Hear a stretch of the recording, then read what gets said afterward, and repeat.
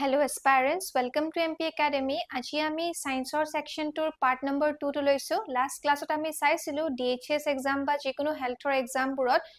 science or part 2 pra kenekwa dhonar questions ahe aru ami ki sources lobo lage ki books পঢ়িব লাগে যে questions পুৰ আমাৰ common পৰিব মই already কৈ হৈছিলো কেইটামান chapter যেখিনি chapter class 8 9 10 অৰ chapter হয় সেই science অৰ বুকখনৰ যদি আমি NCERT খিনি cover কৰো তেতিয়া হলে এইকেইটা chapter পঢ়িলে আমাৰ কিছুমান question common পৰে যেনেকৈ আমাৰ class 8 or microorganism friend and foe বুলি এটা chapter আছে environment বুলি chapter আছে class 10 অৰ metals and non metals class 10 অৰ fundamental unit of life class 9 অৰ reproduction in animals class 8 chemical reaction and equation class 10 or bookot ase carbon and its compound class 10 or bookot ase aru life process boli eta chapter ase class 10 or eketa chapter to bahut beshi important hoy otherwise ekikhon book ase yare pra kisman ami jodi common questions bisaru titia hole ami ketaman chapter selective chapters eneke moi ate ketaman select kori disu eneko dhonor chapters bilak ami porhile kisman question ami common pam already moi DME এখন paper লৈ পিনে দেখাইছোৱে যে কেনেকুৱা ধৰণৰ questions আহে DHS টো আমাৰ আগন্তুক পৰীক্ষা আহি আছে DHS আৰু DME প্যাটাৰ্ন একেই হয় সেম একে ধৰণৰ কোৱেশ্চনস বুৰে আহে একেই কমন টপিকস বুৰৰ পৰা আহে হিকাৰণে আমি DME যোনখন 2025 অৰ non technical paper grade 3 লৈছিলো তাৰে আমি next part to cover কৰিম আৰু আজি আমি সাম যে এইকেটা chapter পৰা কেনেকুৱা ধৰণৰ question আহে বা আৰু কেনেকুৱা ধৰণৰ sources বা chapter আমি পঢ়িব পাৰো যোনবোৰ chapter পৰা কিছুমান common question আমি science part to solve কৰিব পাৰিম যেহেতু science part to এটা important deciding factor হৈ যায় আমাৰ qualify হোৱাৰ কাৰণে science part to যেহেতু আমি বেলেগ examৰ কাৰণে নপঢ়ো যেনেকৈ ADRE হওক বা আসাম পুলিচ হওক science part to আমাৰ skip কৰা যায় বাকিখিনি আমি তো পঢ়ুৱে যিখিনি আমাৰ জিকে কোৱেশ্চনস থাকে বা ম্যাথছ ৰিজনিং থাকে এখানে সায়েন্স টো এটা ডিসাইডিং ফ্যাক্টৰ হৈ যায় আমি সায়েন্স পাৰ্ট টো আজি বাকিখিনি কভাৰ কৰি চাও যে কেনেকুৱা ধৰণৰ কোৱেশ্চনস এই এক্সামটোত আহিব পাৰে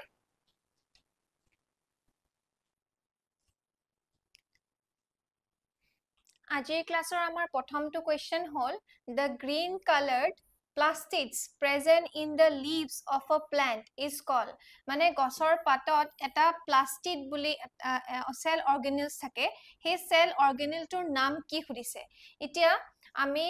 এই কোৱেশ্চনটো সলভ কৰিব কাৰণে ক্লাস 9 ৰ এটা চ্যাপ্টাৰ আছে সায়েন্স বুকখনৰ ফান্ডামেন্টাল ইউনিট অফ লাইফ তাতে আমি সেল বা কোষবোৰৰ বিভিন্ন ধৰণৰ সেল অৰ্গেনেলছ বোৰ চাও যেনেকৈ নিউক্লিয়াছ থাকে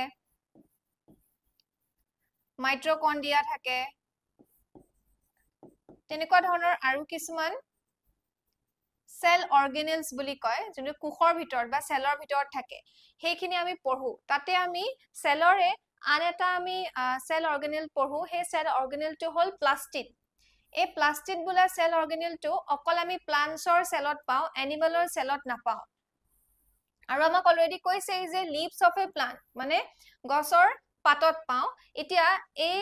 কৈছে যে কোনটো প্লাস্টিডটো কি নাম হয় বুলি খুদিছে তো আমি জানো যে প্লাস্টিডস যদি আমি ক্লাস 9 ত পঢ়ি আহিছো সায়েন্সৰ বুকখন ভালকে প্লাস্টিডস এনেকুৱা এটা সেল অৰ্গেনেল হয় যোনটো অকল প্লান্টছৰ সেলত থাকে আৰু প্লাস্টিডস দুটা টাইপৰ থাকে এটা হল ক্ৰোমোপ্লাস্ট আৰু এটা হল লিউকোপ্লাস্ট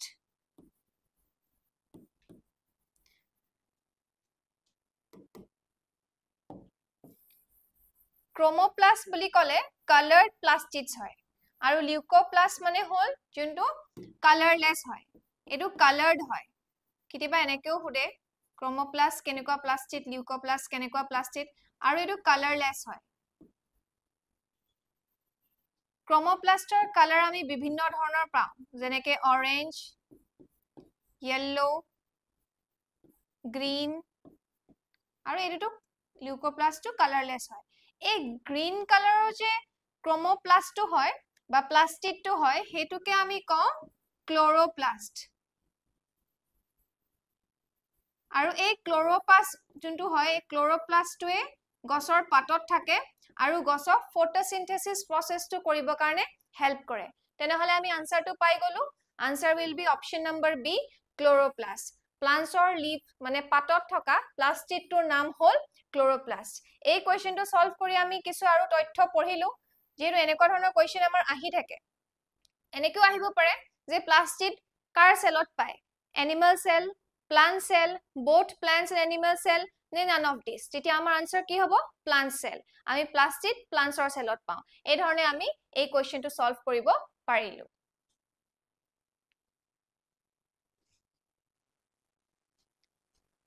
Next question to আমাক দিছে, fallopian tubes are the part of which of the following? Fallopian tube নামৰ অংগটো ইয়াৰে ভিতৰত কোনটো part হয়? Flowers or kidneys or female reproductive system or নে male reproductive system or? এই questionটো solve কৰিবৰ কাৰণে আমি class 8 or এটা chapter আছে, সেই chapterটোৰ নাম হ'ল reproduction in animals.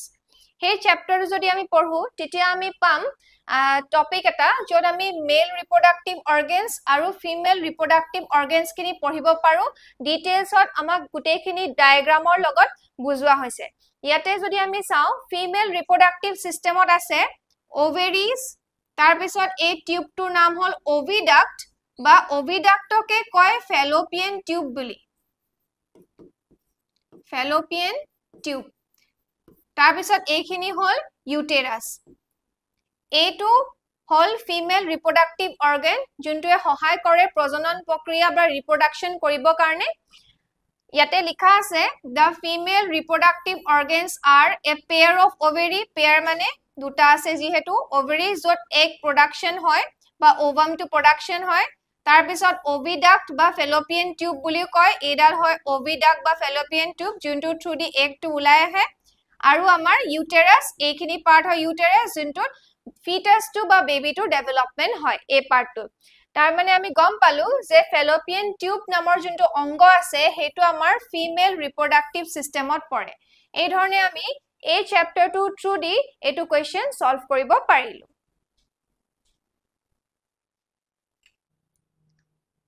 next question to আমাৰ আছে when two or more reactant react with each other to form a single product it is called এতিয়া আমাক কৈছে যে দুটা বা তাতকি বেছি reactant লগ লগাই যদি আমি এটা product বনাও সেই chemical reaction টোৰ নাম কি হয়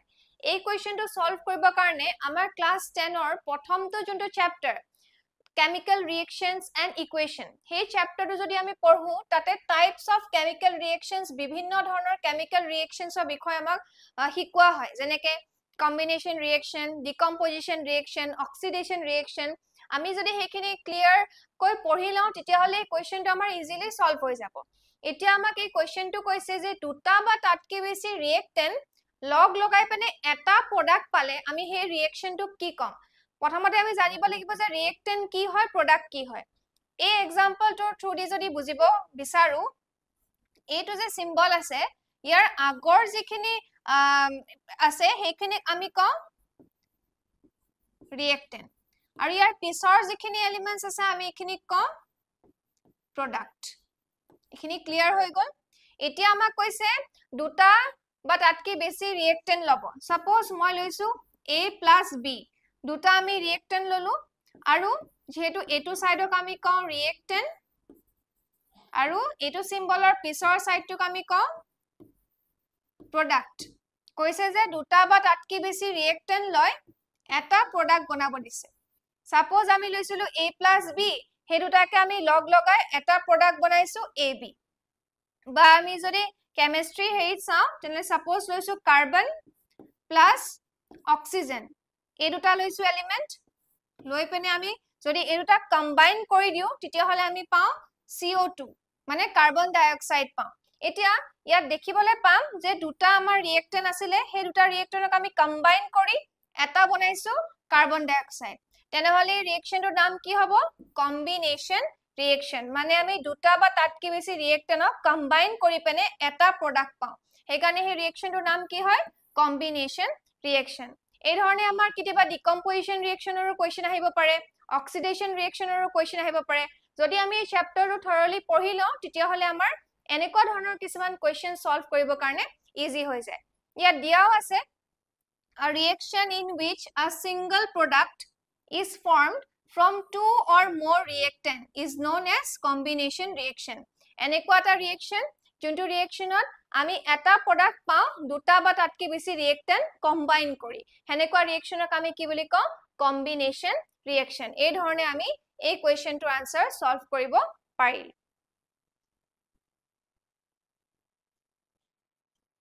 Next question to amar ase carbon compounds having double or triple bonds between the carbon atoms are known as enekwa carbon compound jubur carbon compound jodi double bond ba triple bond thake titia hole henekwa carbon compounds ok ki boli koy hudise saturated carbon compound unsaturated carbon compound halogenes ne alkanes এই কোয়েশ্চনটো solve কৰিব কাৰণে আমি class 10 ৰ এটা chapter আছে carbon and it's compound বুলি এই চ্যাপ্টাৰটোত আমাক ক্লিয়াৰলি কোৱা হৈছে যে compounds of carbon which are linked by only single bond between the carbon atoms are called saturated compounds মানে এনেকুৱা কাৰ্বন কম্পাউন্ড যোনবোৰত অকল সিঙ্গল বন্ড থাকে হেবোৰক কয় স্যাচুৰেটেড কম্পাউন্ড কিন্তু আমাকটো কৈছে ডাবল আৰু ট্ৰিপল বন্ড হলে কি কয় সিঙ্গল বন্ডৰ খুদা নাই আৰু কৈছে যে compounds of carbon having double or triple bond between their carbon atoms are called unsaturated compound একদম directly NCERT পৰা question টো বনাই দিয়া হৈছে বা খুদা হৈছে তো ইয়াতে দিয়ে দিছে যে ডাবল আৰু ট্ৰিপল বন্ড থকা কাৰ্বন কম্পাউন্ড বোৰক কয় unsaturated carbon compound যেনেকে CH4 আমি কেনেকৈ লিখিম C এটা আৰু H চাৰিটা এটো হল আমাৰ single bond thaka compound of ki boli koise saturated yar kholi jodi ami double bond pao ba triple bond thake titia hole enekwa compound buro kom unsaturated carbon compound itia ei dhorone ami question to solve koribo parilu je single bond hole saturated aru double ba triple bond thakile ami ko unsaturated carbon compound আৰু এই question বা এই চ্যাপ্টাৰটোৰ পৰা বেলেগ বেলেগ ধৰণৰ question দিব পাৰে হে কাৰণে এই চ্যাপ্টাৰটো আমাৰ এক্সাম পইণ্ট অফ ভিউ পৰা ইম্পৰ্টেন্ট হৈ যায় নেক্সট কোয়েশ্চন বা আমাৰ এই পেপাৰখনৰ শেষৰটো question hall waste products produced by our body during metabolism and carried by blood are excreted through মানে আমাৰ বডিত মেটাবলিজম হোৱাৰ পিছত যিখিনি আৱৰ্জনা বা ওয়েস্ট প্ৰডাক্ট হেতু হেখিনি ওয়াটাৰ ফৰ্মত সল্টৰ ফৰ্মতে হ'ব পাৰে যিখিনি এক্সেস বস্তু থাকে আমাৰ বডিত নালাগে হেখিনিক আমি ওয়েস্ট প্ৰডাক্ট বুলি কওঁ হেখিনি কিহৰ থ্ৰু দি মানে এক্সক্ৰিট কৰি উলিয়াই দিয়া হয় এতিয়া এই কোয়েশ্চনটো আমাৰ ক্লাস 10 ৰ লাইফ প্ৰসেস বুলি এটা চ্যাপ্টাৰ আছে যত গুটেইখিনি প্ৰসেস আমি পাও ৰেসপিৰেচন ডাইজেশন সাৰ্কুলেশন যিমানখিনি আমাৰ বডি সিস্টেমত ফাংশনিং হৈ থাকে গুটে প্ৰসেস খিনি বুজোৱা হৈছে তাৰে ভিতৰতে এটা প্ৰসেস আছে এক্সক্ৰিশন যত আমাৰ যিখিনি ওয়েস্ট প্ৰডাক্ট থাকে হেখিনি বডিৰ পৰা উলিয়াই দিয়া হয় হে প্ৰসেসটো কয় আমি যদি এই টপিকটো পঢ়ো এক্সক্ৰিশন ইন হিউম্যান বিং তাতে আমি পাম এই এক্সক্ৰিটৰি সিস্টেমটো এই সিস্টেমটো থ্ৰু দি পেনে আমাৰ বডিত যিখিনি ওয়েস্ট প্ৰডাক্ট আছে হেখিনি ফিল্টাৰ কৰি উলিয়াই দিয়া হয় আৰু হেতু কাম আমাৰ কৰে কিডনিৰ হেতু কাম হল ওয়েস্ট প্ৰডাক্ট খিনি আমাৰ ৰিলিজ কৰি দিয়া তেতিয়া হলে আমাৰ আনসাৰটো হ'ব option number A the kidneys এই ধৰণে আমি গ্ৰেড 3 নন টেকনিক্যালৰ যোনটো question paper asle 2025 or DMA hekhon solve kori science or part 2 pra ki dhoroner questions ahe kenekwa sources ami sabo lage especially ami dekhilu je NCERT class 6 7 8 9 10 or jodi science or kisuman selective chapter ami porhu titia hole amar enekwa dhoroner questions koribo karone easy hoi jay aru ami easily question bur common pai jao আমি এই part 2 কৰি পেনে part 1 আৰু part 2 আমি চালু এই দুটা part সায়েন্সৰ part আমি সলভ কৰি দেখিলু যে কেনেকুৱা ধৰণৰ কোৱেশ্চন আহিব পাৰে আৰু কোনবোৰ চ্যাপ্টাৰস আমি পঢ়িব লাগে আমি প্ৰিপেয়াৰ কৰিব লাগে